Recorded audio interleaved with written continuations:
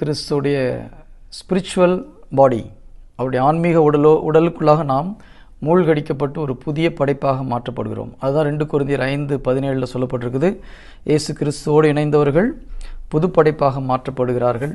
பழையன எல்லாம் கழிந்தன, எல்லாம் புதிதாகின. அப்போ அதில் என்ன புதிதாச்சுன்னா, நம்முடைய ஸ்பிரிட், ஆவி புதுப்பிக்கப்பட்டுள்ளது. அது பரிசுத்தாவினால் முத்திரையிடப்பட்டிருக்கிறது. இயேசு கிறிஸ்து நமக்குள்ளாக வருகிறார். இதுதான் நம்ம சொன்னோம்.